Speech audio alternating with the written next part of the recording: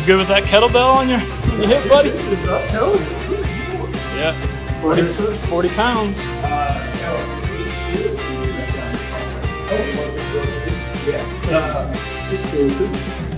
Yeah, they said it's 202. Sir? Sure hope it's right. Yes, sir. Yeah. Oh, way down here. Yes, sir. If I had known this existed, I would have just set up somewhere out here and like hid myself. Just too warm. It's so hot. Yeah. I mean, sexy, hot. Dude, that's so nice. Beautiful though, look at that. So this is what you guys don't see, is I actually prep. Where Brandon, I'm so sorry, and just as awesome. What's the one question you're worried about? I'm not worried about any of them. What's the one that you think will get the best response? If your best friend was sitting here with us right now, what would he or she say is your best friend?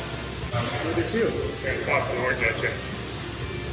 No, dude, look at it. Dude, go out there. Trust me. No, we're just waiting. I feel like I'm in the waiting to go to Texas. Okay. I think he's still videoing it.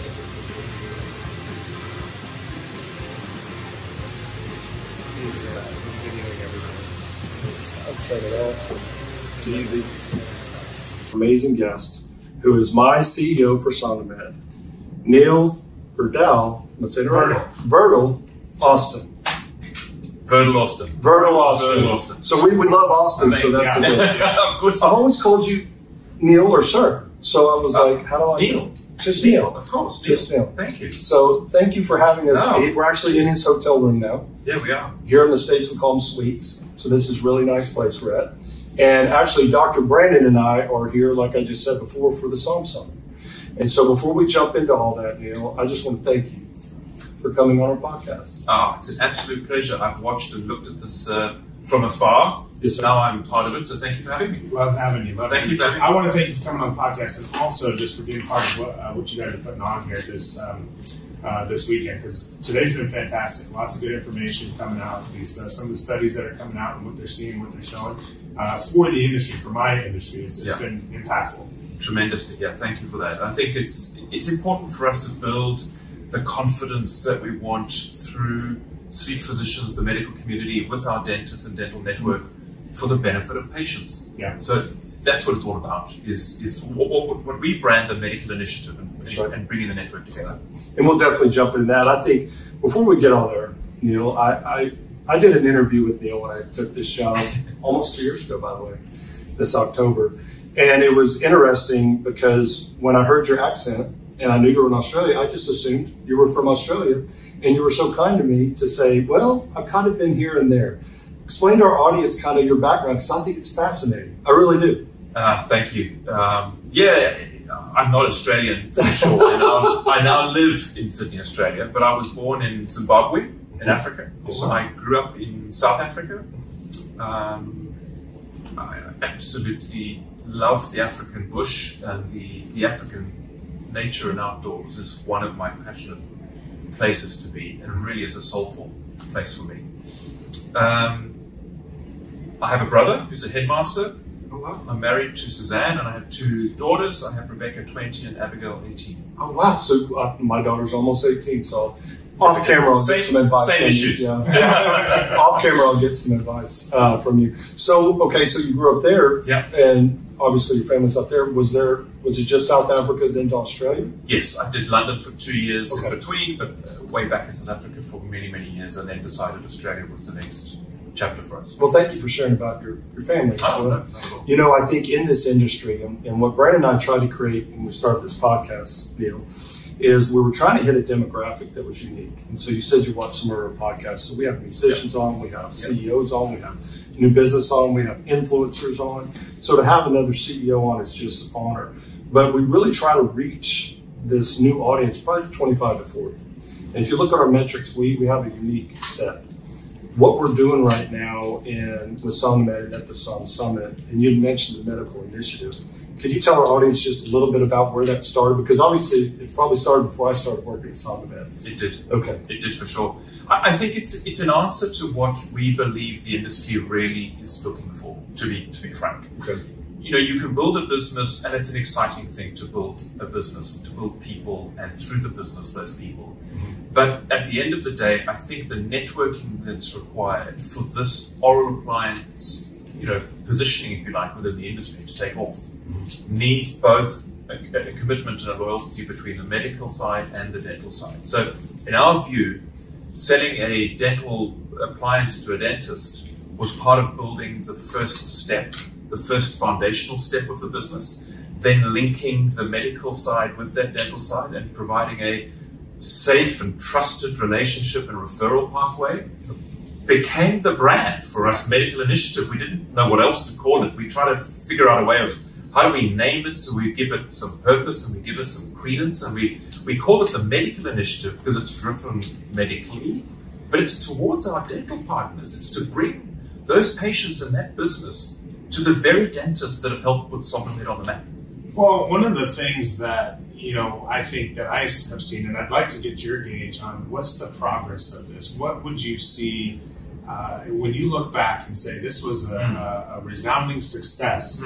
What does that look like? Because for me, I still see kind of this divide between the medical community and the dental community, and maybe not without reason. I mean, dentists have done it to themselves in a large part, some of them.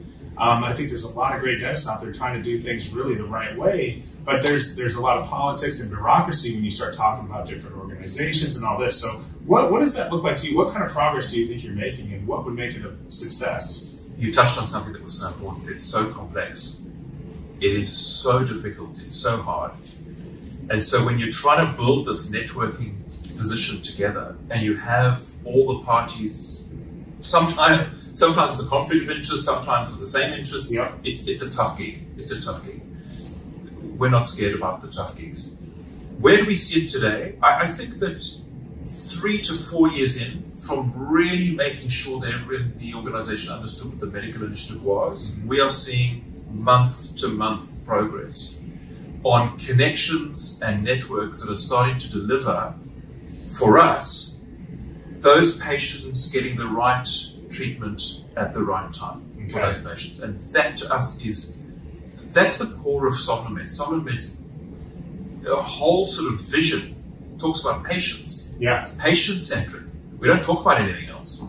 And our mission, how do we accomplish that, talks about it being in a multidisciplinary sense. It doesn't talk about anything else. Yeah. It's very simple. And if we can achieve that, and we measure and we can see that happen month on month, that's the progress I want to see. I love it. Well, it's interesting because you're and again, it sounds like I kiss Brandon's ass, but it's the truth. So Brandon's a unique case, right? Brandon's not one of one, but like one of 10 maybe in the country that has done that, has had those relationships, has that in Austin, Texas. And for me, it's been a good lesson learning not only through my leadership team, but then learning from Brandon to go, okay, so this is how he does it. Can I replicate this in Oklahoma City? Absolutely. Can I replicate this in other places? And then become a true, I know I'm called a BDM, but a true partner, right? And become an asset to give my dentist in my medical initiative a better opportunity to grow. And so I think that's what, in my opinion, it's kind of a long way to say that's what the medical initiative has been, is partnering with my dentist to say, how can I help us all save lives to get that win-win-win? So the goal is still the patient first. And with the pandemic, with the Philips recall, Brandon has been awesome. And also helping me to kind of see that, because I've seen what his, because we're close, but then I take that into other areas and go, man, this is what Hedgecock's doing. And this is what I see working. And it works. It does. It does. And it works everywhere. I mean, we had a conversation today, Neil, that you'll love. So a physician who's here was like, man, our dentist in this area, and I don't want to give the town or the doctors. And he's like talking to Brandon. Brandon goes, I get it, man. I get it. We've done it to ourselves. Kind of like I said there. He said, but here's a way to look at it. And went, wow. And so I don't know. It's when I started with the company, I saw a big divide. And I'm not saying because of me. I'm saying now I'm seeing people come. It's like collaboration in saving lives. It's really truly coming to fruition. You put it very eloquently. You put it very nicely. But I think it's lending advocacy. Good word. To the meaning of what we're all putting up on a wall or on a board or on a slide chart. That's useless. Not useless. It's a method of communicating the message, right? But the dealing with it, helping those patients through the partnership of both a sleep physician and a dentist, is the advocacy of it, of it actually happening, manifesting and seeing it. And that's what you do. That's what you do every day. Yeah. So what's your number when you think what's our target? How many patient lives on an annual basis or total? Because I know like our 10-year target in Central Texas is 20,000 patients. In 10 years, I want to treat 20. That's our target. A year. Well, that'd be fantastic. Over 10 years. Okay. So do you have some kind of measure, some kind of metric that you're like, this is our BHAG of what we want to do, or how many patients, how many lives we want to impact? Because truly, this is the beauty of this business, is that we're positively impacting lives. It is. We haven't set a target. Okay. We haven't set a target because it depends on the speed with which we're able to build networking relationships and get the patients treated. Now, that could be hundreds, it could be thousands, it could be millions. My personal view is that it should be millions. Okay. I like my personal view. Yeah. But I'm not sure that within everything that we can control, and there's a lot that we can't control, whether we can actually truly put a number to that. Now, we're a listed company. Our shareholders love numbers, and they love they love us trying to tell them forward numbers, and even forward numbers as much as possible. And so they ask us those questions, and we have financial goals in the business that are linked, of course, to the number of patients that we can treat. They're financial goals. Do we have a patient goal? We do not. Okay. We do not have a patient goal. Yeah. How do you think, and this is just offhand,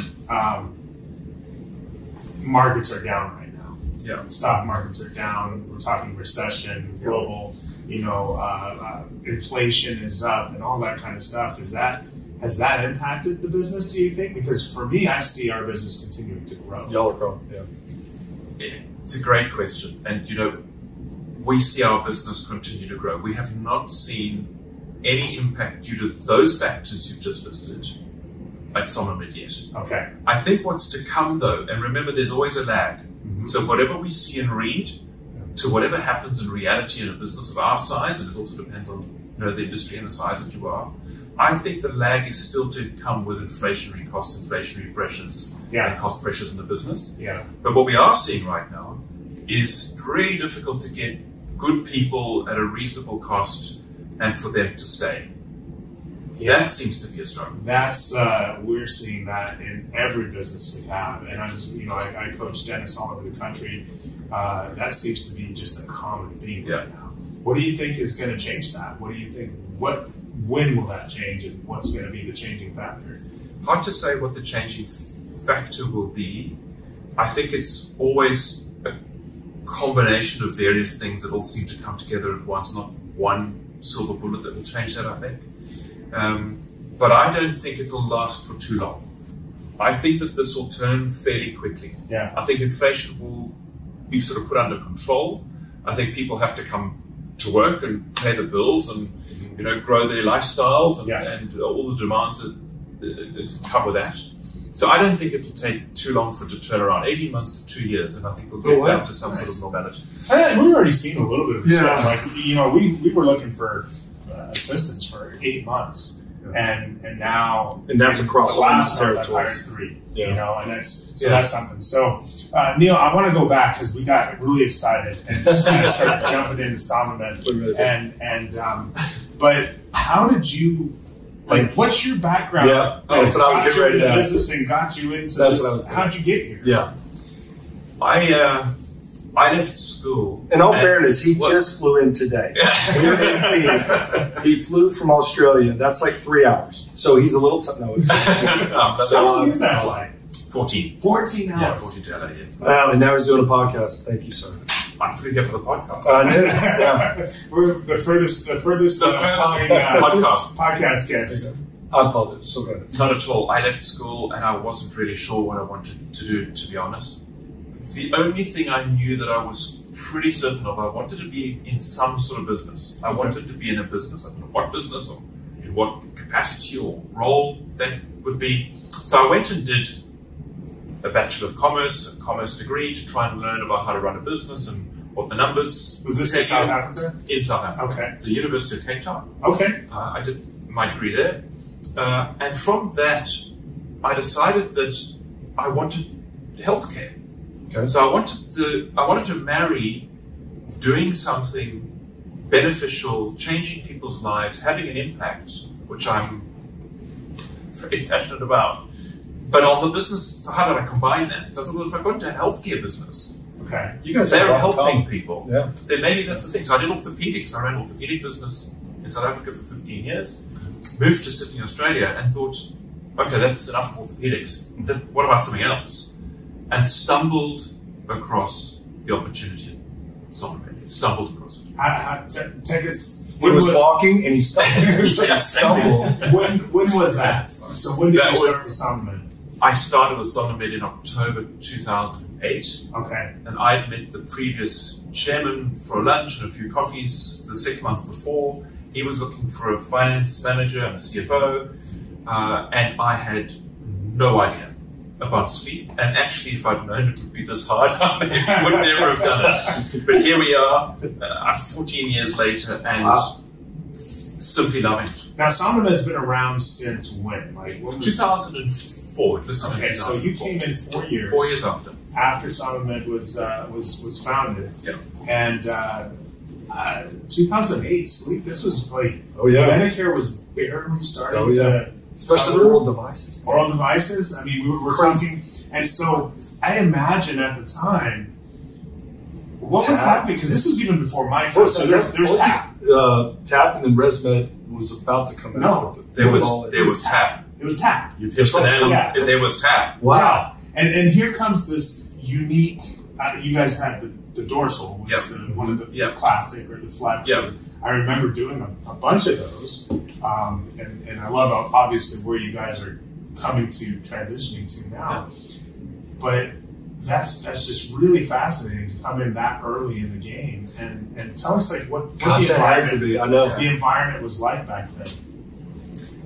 To be honest, yes. I'm not sure that we knew how oral appliances were really going to fit into this whole scheme or ecosystem or world of sleep treatment. We knew, and this is the belief that we have hung on to for so long, because we did believe that it should have a rightful place, and we did believe it worked. We knew it worked. Yeah. We did the studies, we looked at it ourselves, we wore it ourselves, and we knew that oral appliances worked. So therefore, we were trying to figure out, why has this not got a rightful place? Why is it not taken off? Why is it not believed by many? Why is it only believed by us? And certainly Keith Thornton and his incredible JT, right? So it was a struggle, and we made many mistakes. We looked at various pathways, various strategies, various tactics, and in business, I think if you try 10 things, 3 might work. Right, as long as one sticks and it really works, you have a business, and we were prepared to make those mistakes. Well, I wonder too, and you must have had a hell of a resume from your orthopedic. Like it's just interesting. He's a hell of a salesman. So just to come right in and after running orthopedics to leading this company. It was just a change. I just wanted something new. Wow. Like I'd done orthopedics, you could sell a hip and a knee, and you could differentiate, and the technology was amazing, and that was getting into robotics, and it was tremendous technology. And I thought, well, that's great, it's there already. Where can I go where it's not there already? Where is the opportunity to take something that is known even, and to make it an aware sort of alternative or product, and at least get to patients, have patients tell us that that's what they want, and build that technology and improve it and constantly try. Where did you see it? Where did you first start seeing there's some momentum, some progress? Because even back then, I mean, was it from jump? You came out with the dorsal, and now we're going against TAP, and it's seeing, or did it? And what part of the world was that in? Was it? Because SomnoMed's a good point. SomnoMed's a worldwide company, right? But then it was really only Australia. We were 96% of our revenues, and they were very small in Australia, and 4% were in the US and Germany. Wow! So those are the 3 countries that we were in. Now we're in 28 countries around the world. What's the revenue split now? Would you say? The revenue split now is about 50% of our revenues come from Europe, about 40% from North America, and 10% from what we call APAC, Asia Pacific area. Okay. I'm going to tell you, so when you saw it, it was all there. So when did it start kind of leading in? I want to talk about years here. So, because again, I'm trying to think when I was remember I've been in sleep and dealing with it since 99, CPAP, ventilation, and I would never see any oral devices out there. I wouldn't. And I think the first oral device I ever saw was the Norval. And I hope I'm saying it right, with ResMed trying to launch it here in the United States. And I just went, and that's the only reason you saw that was because of the name. Because it was a ResMed product. Well, because they were remember I was Philips and they're trying to do that and it never took off. I mean, it never. So I'm just kind of curious, the momentum that you saw outside of that. Let's say you said 97 or 96% to 4%. What was the next area where it kind of took off? Was it the United States? It was Europe. Okay, It was Europe because of the reimbursement structures that are more favorable, if you like, right? So in the US, it's highly complex. The insurance system here is complex. Is it, Brandon? We've learned that, at least. But in Europe, it's generally not. Okay. Right? So once you get reimbursement in a certain country, the systems are pretty universal, homogenous. Everybody works for a hospital or hospital group. They all play ball. They do their thing. They're trying to treat more patients and get more patients into treatment and for them to remain in treatment. So immediately we jumped on that bandwagon and said, well, if that's the case, then why are mild and moderate patients getting CPAP if that's the case? Exactly. And so we drove the reimbursement and the compliance factor. And I think that really started the momentum more strongly in Europe in those days. Okay. So what year did it kind of get into, what year did it get into the United States or North America, would you say? So North America was shortly after listing of 2004. I think the US was 2006 or 2007 was the first I know start. when I go talk, I say 2006 was United, but I didn't know That's it was correct. that, like just the birth of it here. That's it. That's pretty cool. That's it. And Texas. Hey. Texas. Well, it's only the How'd you greatest choose state. Texas? Actually, the person who Great set it up question. for us lived in Texas. Okay. And I said, well, you may as well start it where you live. Yeah. So let's go to Texas. Love it. So we've had a good business we've been environment. very fortunate because we have friends on and people in the industry. And one of my favorite episodes that we had, Joel Blitz was on, and I'll never forget. Joel said, "Man, I was one of the first people to work for SomnoMed." And he goes, and I just kind of turned in my resume and said, "I'll go to work, man." And so I love looking back. Yeah. And it's got to feel good for you, Neil, Yeah, to it look does feel back good. to those days of the hard work. I know you have a lot of stress probably, but for me being here and going, man, it's been here that long and all, my success is built on all that happened before me. It's a culmination of incredible hard work and dedication and relentless belief. Yeah. We've not given up, right? We could have given up many, many times over, many times over. We didn't give up. Yes, sir. And I think that everybody who helped us with that belief and hung on and said, next month, next year, we owe it to them today because that's what we're building on. We're building on a legacy already. We're building on what they've solidly placed as foundational stones for this organization. But what a joy. What an absolute joy that is. I said earlier, building people is how you build businesses. And here we are, we're talking about Joel. We're talking about you coming into the business and having that incredible effect you've already had. And again, I apologize. I know, we'll get there too. Yeah. We'll get there. I was going to ask you what your biggest regret was, Bill, besides hiring me. But no, I'm so excited, right? Being here at SOM Summit, to give our audience a little behind the scenes. This is the second year that we've done this, and it is medical focused. And when we say that is that the majority of the invites are MDs, and I'm not just talking about any MDs. These are from around the country that are sleep scholars. And we're so fortunate to have them come. The idea behind SOM Summit and how it started, because I'd like to think I started, I didn't. With what we're doing, what was the genesis of that? How did it come to this? Because a lot of people have they'll have vendors and stuff. We don't have that here. No, we don't. We literally, it's a medical, I love it, but I could be drinking the Kool-Aid, but how did it even become a vision, and how did it start? Yeah, so part of SomnoMed's always been an educational, fastidious educational piece for us, because educating us, learning ourselves, teaching dentists, dental sleep medicine, if they're a general dentist, but also talking about sleep physicians and respirologists and ENTs, and talking about an oral appliance alternative. Right. Glaze over.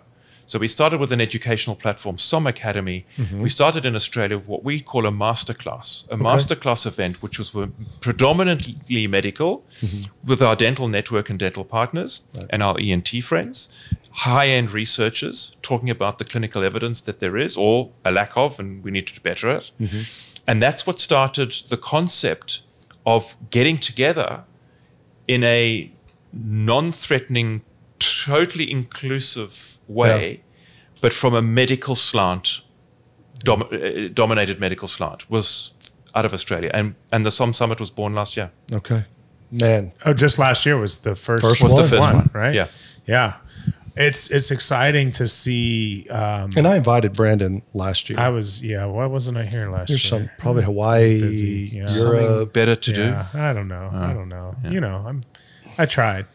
No, I think you did have commitments. Yeah, but it's exciting to see the collaboration in the room. It's exciting to see, and I guess maybe my question for you, Neil, is how do we take, because in this room we have people that believe, like Matthew said, they've drank the Kool-Aid, they understand the benefits, they understand effective AHI and the CPAP compliance problems, and it's so refreshing to hear MDs, because in my town, we have some really great doctors and really great physicians that we work with that believe, and they've come to trust that this is something that can work for their patients. Absolutely. For sure. But there's still a large number of physicians out there that either don't know, don't understand, or don't believe. Right. I think that from a medical physician perspective, let's take it from how they would assess any other normal treatment or therapy option that they have at their disposal. They'd go to the clinical papers. Yeah. They'd go to clinical research, and they'd read up, they become familiar, and they'd assess it for themselves, right? So I think that in a way, what hasn't happened enough, to be honest, is really robust clinical research that puts oral appliances in the forefront of a medical doc's mind. Yeah. To say, okay, wow, that's a powerful paper, number one. Yeah. It's peer-reviewed. It's in a couple of centers. It has a decent sort of power and cohort, behind it. They're studying interesting topics.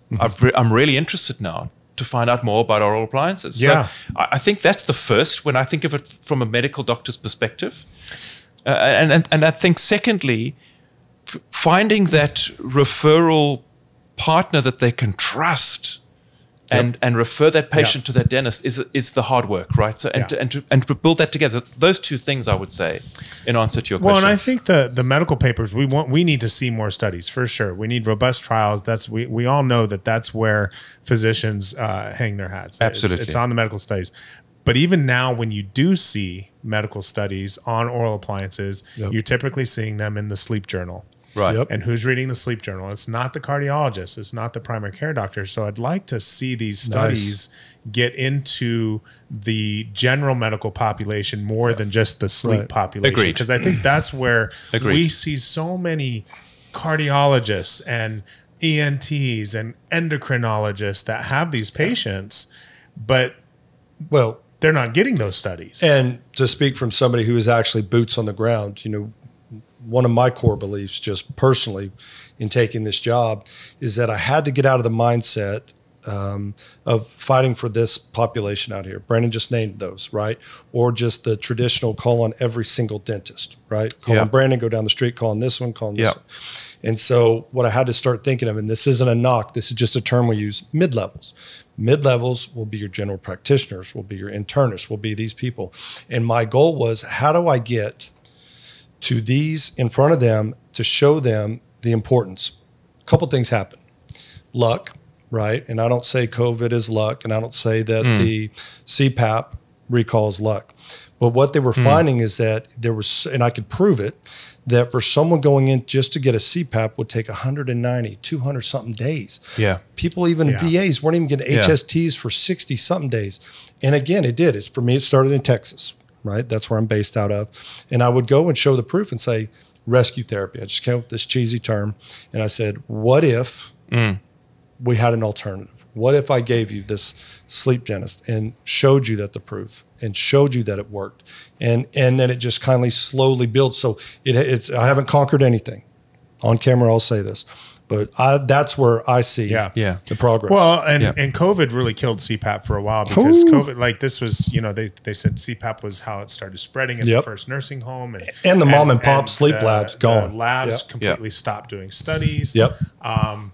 And I know it may be a little bit of a touchy subject for you, but we never stopped seeing sleep patients during COVID. We did not stop treating patients. You did. We took the attitude. That's our joke on the podcast, that there's no COVID in Texas. Texas didn't really have COVID. Yeah, so I mean, for a couple days it did. But we had the position that, and there was even some research that came out and showed that untreated sleep apnea patients were like 3 times more likely diabetics with sleep apnea untreated were BMI, 3 times more likely to die from COVID than a diabetic who was treating their sleep apnea. And I don't know if you saw some of these studies out there. And so we kind of took the attitude of like, look, immune function is more important than anything. And what's the most important thing for immune function? It's sleep. Sleep. Right. And so we kept treating patients and we continued to get referrals through that. But what, other than just being in Australia and dealing with not being able to leave your home, how'd the business do during COVID? What did you see? Did you guys have to make a lot of changes and adjustments because of the restrictions? Yeah, we did. So it hit pretty hard. It hit very quickly. And by April, May, June of 2020, we were doing 25% of our revenues. We had lost 75% of our revenues. Now, when you're spread across in many countries and hospitals shut down and respiratory doctors, sleep physicians who are trained in obviously breathing were diverted to COVID patients. So I get all that, right? So no sleep was happening and no diagnostics was happening. And so therefore there wasn't a pipeline or a pathway for anybody to treat sleep at all. But then what we did see is a slow climb back, but it took a long time. And we'd predict it would take 9 to 12 months to get back to zero, right? To where we were before COVID took, and that was about right. So we did various things in our business. We had to raise some money. We were listed on the ASX, of course. But at the same time, in partnership with our shareholders who didn't want to just give us the money, we also cut costs significantly, right? We cut salaries, but we did it, again, it's our culture. We did it in a way that everybody was affected.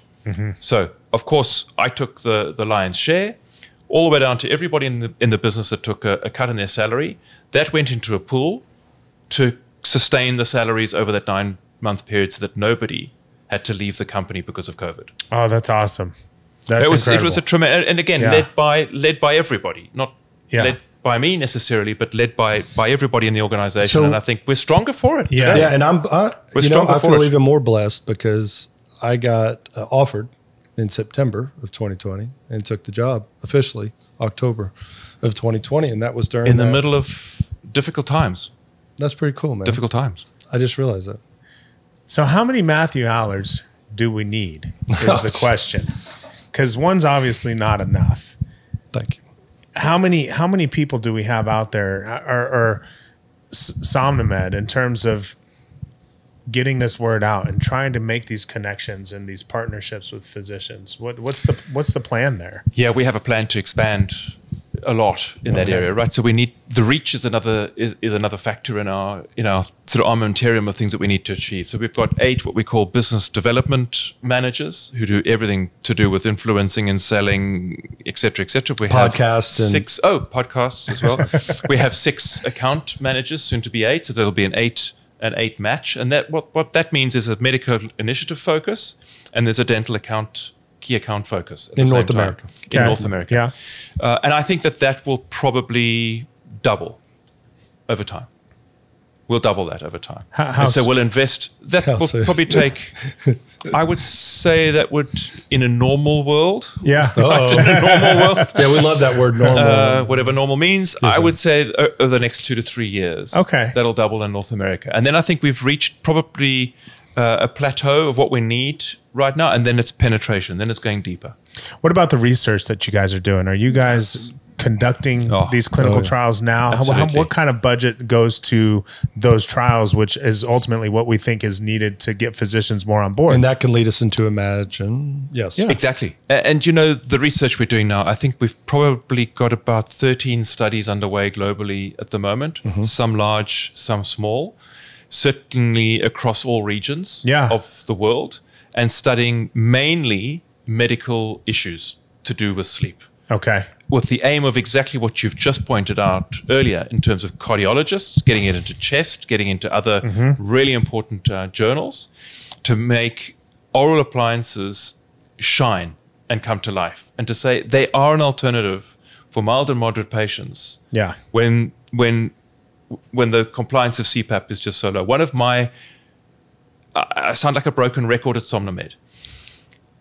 Having an efficacious product is one thing, but keeping a patient in treatment is probably more important.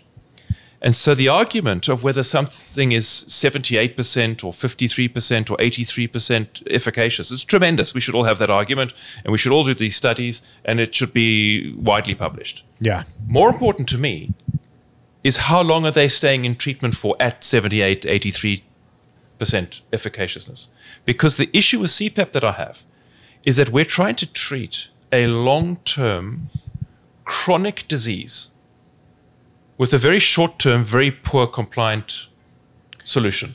And this is the issue. The issue is that when you go to insurers, and you go to, which we've done for 15 years in Europe, we have managed care contracts directly with insurance companies, because we say to them, the fact is you need to avoid the comorbidities that are coming down the line that are far worse than sleep itself. Yeah. That's the issue. The issue is, how do we stop those OSA patients who are mild today or moderate tomorrow not getting diabetes, hypertension, cardiovascular disease? That's critical to me. Well, it's a shame to me when I see people that are mild or moderate and they're younger and they have OSA, but it's not, you know, they don't have the comorbidities yet. And sometimes you look at the insurance payers and they won't cover if, for example, mild patient with no comorbidities. Yeah. Well, mild might be on the night of your study 14.9.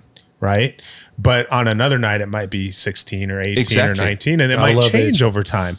And so when they say, well, he's 26 and has no comorbidities, so we're not covering that device because it's only mild.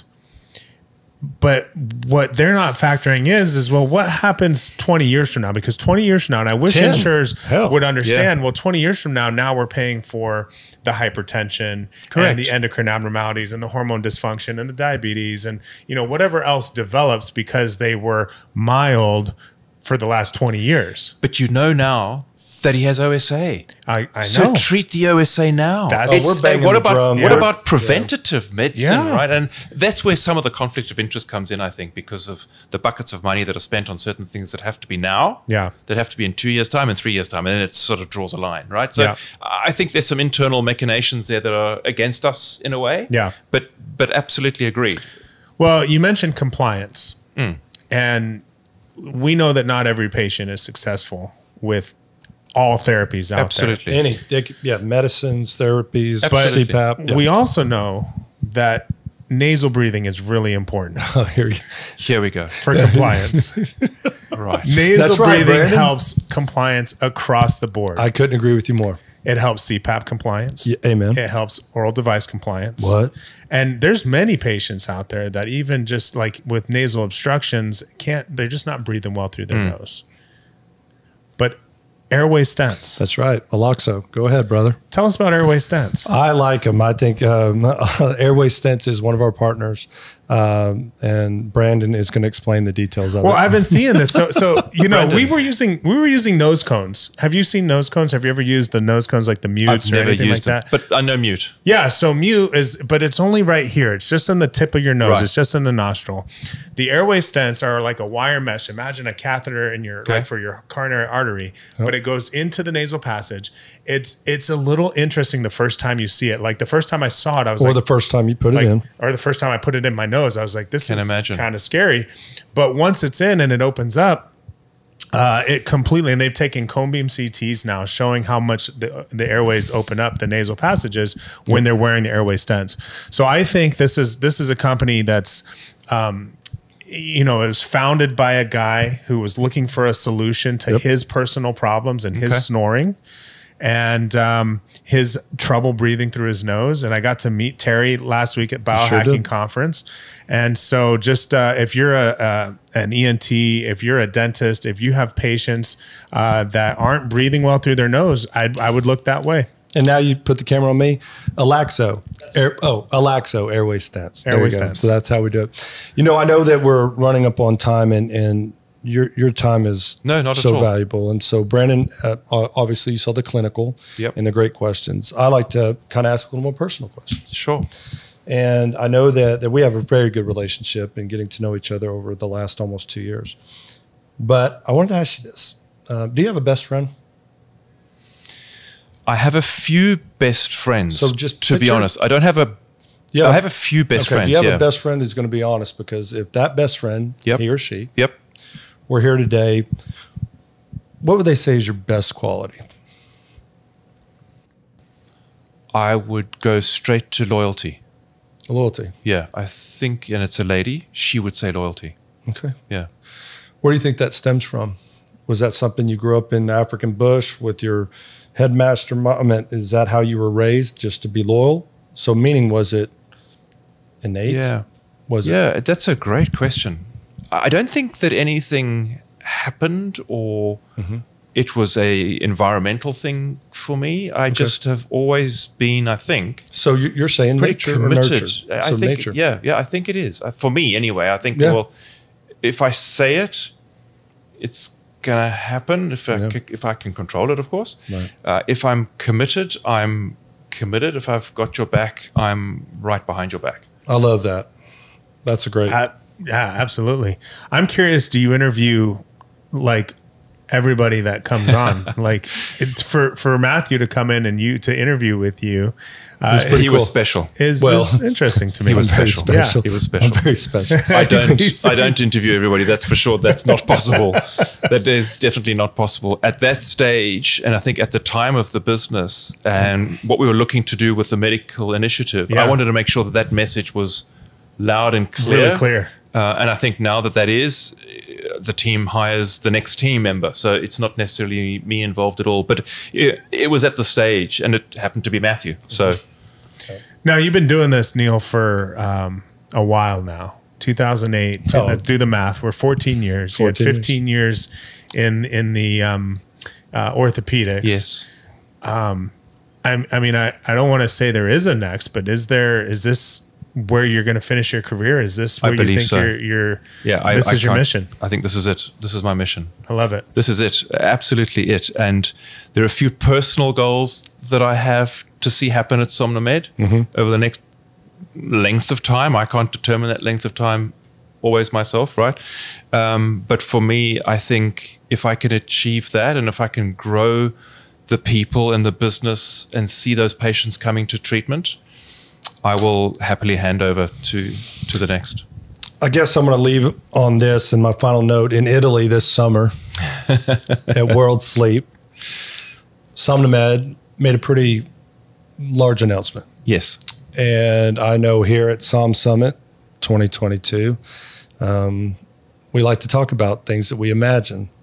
On this podcast, I would be honored if you could give us kind of the vision or if you're able to talk about anything about the future of SomnoMed and what's down the line. Yeah, of course. You know, coming out of many of these summit type educational events, I came away from one at the end of 19 and thought the answer has to be technology within the device. One of the negatives in a way is that you have to have a custom fitted device and go to a dentist and, pathways complicated, etc. I thought, well, that could be the positive. The positive could be that if I could put technology inside that device, I know that only Matthew's wearing Matthew's device. Sure. That would take away a lot of the other skepticism of the wearables and nearables and every otherables that everybody's dreaming up of. And if I could get that information and I could prove the efficacy where others doubt the efficacy of an oral appliance, and I could prove the compliance and look at a truly effective long-term solution, this is then equal to CPAP. So it's not that there isn't room for others in the oral appliance market. It's that the real competitor's CPAP here. That's the that's the real competitor. So how do we equate ourselves and provide data and give those sleep physicians that get that data every day, if they want to, from their CPAP machines, how do we do the same? And so a connected device providing objective night-to-night data. I mean, after 3-6 months, we'll have millions of nights of data of people wearing an oral appliance, proving efficacy and compliance, and hopefully then really the advocacy, really pulling together that relationship and that trust and that referral pathway. Oh, I guarantee because there's data. Now, do you see this? Obviously, this is something that's you guys have been working towards. For 3 years. When does this come live? When can I try it on my patient? When can I try it on my patient? I knew Brandon was going to ask this question. Thanks for the pressured question. Can I beta test it? No, you cannot. Okay.